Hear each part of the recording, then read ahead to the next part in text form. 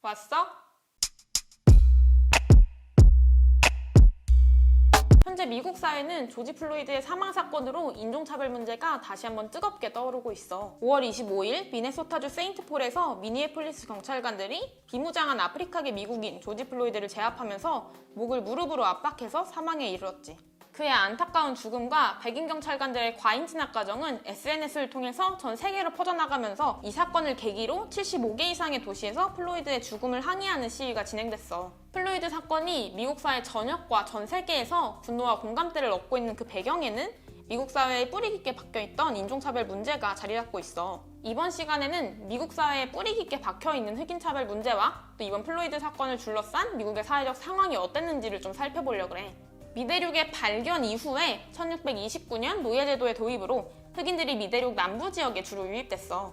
미국 독립 이후 1863년에 노예가 법적으로는 해방됐지만 미국 사회에서 흑인에 대한 차별은 여전했어. 남부에서는 흑백 공간 분리를 정당화하는 일명 짐크로우 법률이 시행됐고 북부에서도 제도적이지 않은 일상적인 인종차별은 계속됐지. 이후에 잘 알고 있을 몽고메리 버스 보이콧 운동이나 NAACP, 블랙파워 같은 민권운동가들의 활동으로 미국 사회에 대해서 제도적인 인종차별은 금지됐지만 오늘날까지도 해결됐다고 말할 수는 절대 없어. 플로이드 사건이 미국 사회에서 주목을 받는 건 역사적인 차별도 있었지만 이번 플로이드의 죽음이 처음이 아니었기 때문이야. 죽어간 흑인들 대부분이 비무장 상태였고 또 살해한 백인들은 한 건을 제외하면 처벌받지 않았어. 백인들이 무죄를 받을 수 있었던 이유는 흑인들이 그들한테 위협적이었다는 이유 때문이야. 그래서 그들의 주장인 정당방위가 받아들여진 거고. 그런데 플로이드 사건의 경우에도 플로이드는 전혀 경찰에게 위협을 당하지 않았어. 백인의 손에 의해 살해된 다른 흑인들도 마찬가지야. 이 표는 BBC에서 2019년에 발표한 인종별 인구 대비 총격 사망자 수 비율 통계 자료야. 그냥 봐도 인구에 대비해서 흑인의 사망률이 압도적으로 높은 걸 확인할 수가 있어. 이렇게 미국 사회의 인종차별은 일상적인 차별을 넘어서 국가폭력으로 드러나왔던 거지. 그런데 트럼프 대통령은 이번 시위에 나선 사람들을 두고 폭도, 약탈자로 낙인을 찍으면서 국방부에 강경하게 대응할 것을 지시했어.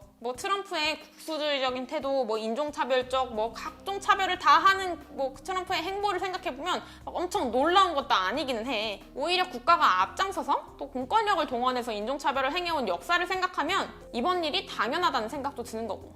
그리고 이런 트럼프 정부의 대응 상황 속에서 민주당 진보파가 시위에 참여하고 또 반트럼프 시위로 의미화되고 있기도 하고 민주당 대선 후보인 조 바이든은 여기에 힘입어서 지지율을 올리고 있는 상황이야. 그런데 나는 이번 사건에서 우리가 진짜로 주목해야 되는 건 이게 단순히 천부인권이라는 선언에 기반한 유색인종차별의 표면적인 문제만을 제기하고 있는 게 아니라는 점이야. 미국 사회에서 유구했던 인종차별은 단순히 인종에 따른 차별이라고만 말할 수는 없어. 오히려 자본주의 체제의 계급 모순이 인종 간 양극화를 강화하고 또 인종차별 문제를 재생산하고 있는 거지. 미 중앙은행 통계에 따르면 흑인과 백인 가구의 중간소득 격차가 2013년 13만 2,800만 달러에서 2016년 15만 3,400만 달러로 우리 돈 1억 원 수준으로 확대됐어. 미국 싱크탱크 경제정책연구소에서 발표한 자료를 봐도 같은 학력일 때 흑인은 백인의 78.1%에 해당하는 임금을 받았고 실업률은 백인의 2배인 9.5%였대.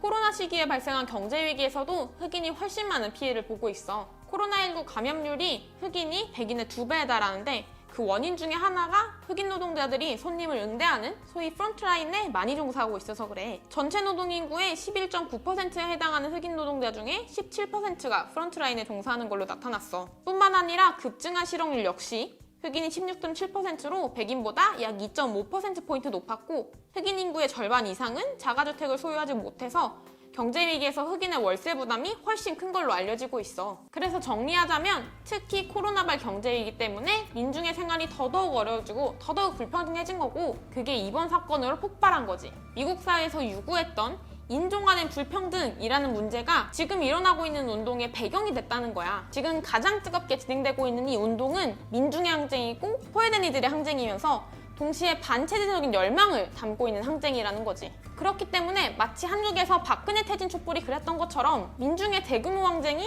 지배계급의 분파를 바꾸는 것으로 수렴되지 않도록 단순히 자유주의 세력이 이 민중의 힘을 흡수하고 그들이 원하는 방식대로 표면적으로만 넘어가지 않도록 주목할 필요가 있는 것 같아. 왜 오바마 대통령 때도 퍼거슨 시에서 백인 경찰에 의한 흑인 살해 사건이 일어났을 때 흑인 시위가 일어났잖아? 근데 오바마 대통령은 뭐 We Will Overcome, Amazing Grace 이런 거 노래 부르면서 그냥 멋지게 넘어가고 말았단 말이야. 지금도 똑같이 가장 근본적인 문제를 건드리는 게 아니라 그냥 차별하지 마세요 이렇게 넘어가는 게 자유주의 세력의 최선이라는 거지. 그 근본적인 문제를 건들게 되면 자신들의 지지 기반인 그 자본주의가 무너지게 되는 거니까.